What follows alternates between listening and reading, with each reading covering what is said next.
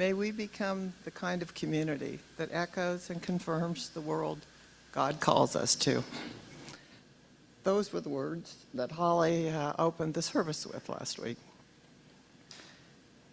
And with these words, sometimes our service begins. On Sunday mornings, we gather together, hoping to find some inspiration to help us make sense of the turmoil and the tenderness in our hearts, in our families, in our neighborhoods, in our country, and in our world.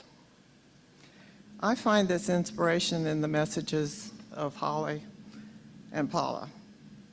I also hear it in the laughter of the children in the back room, a growing group who feel secure and find community in the love that they, in the community, in the happy space created by Bree and Isaac, Julia, and others.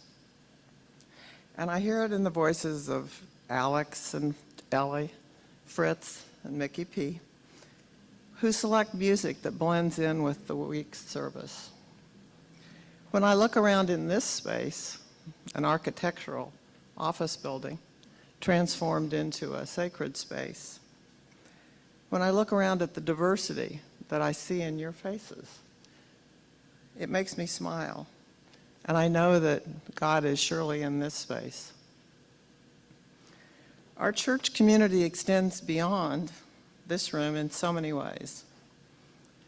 A small group dinner meets at Shawnee Mission Park. We grill hamburgers there and sit around a picnic table and talk. We surround those struggling with illness with meals.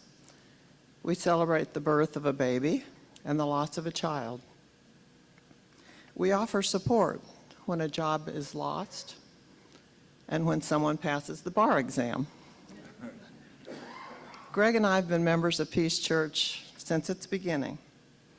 I cannot imagine our lives without the,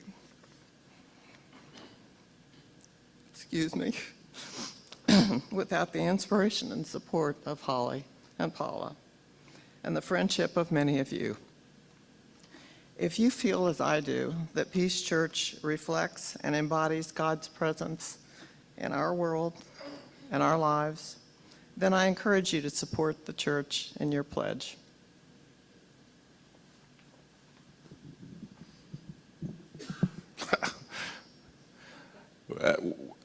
We all have many pleas today from different people that, organizations that want money. And in this political campaign, I know your email, your texts are just full of candidates that are saying, well, I'm going to stand up here and I am going to make a plea for peace, but I want you to know why I am, because for 13 years since the beginning, I have contributed, and I want you to know why.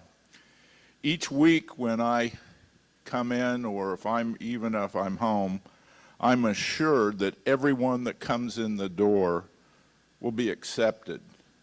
And I can be a Christian without feeling others who think differently, act differently, worship differently, or look differently are less a part of God's grace. I like the fact that I hear a message that makes me think.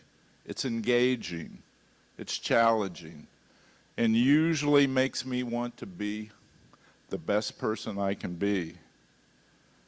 I like that I've developed many good friends with the church who outside of Sunday I can volunteer with, share meals, get-togethers, have many times together in special occasions, and when you need help, they're usually there. Like all organizations in society, it takes money. I want to remind you, peace doesn't even pass a collection plate. There are no capital campaigns, but that doesn't mean there aren't financial needs.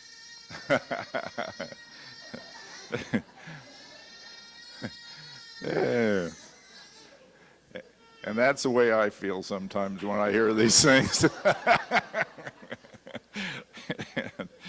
and anyway, we have excellent clergy whose message resonates in my heart not just a hurried sermon read behind a pulpit.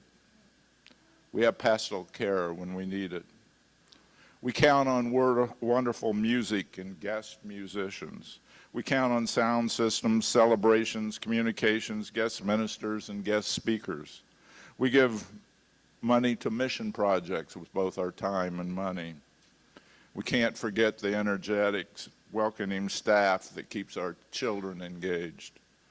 We reach out to others through public radio and media with ads. But sometimes when you feel like you have something special, you just gotta share it. Each person needs to think what peace means to them. Budgets can be tight, but I feel like a church is this special in being a part of a community that truly seeks peace and cares for all and makes the world and ourselves better is worth contributing to. I hope you, like Kay and I, will do your share.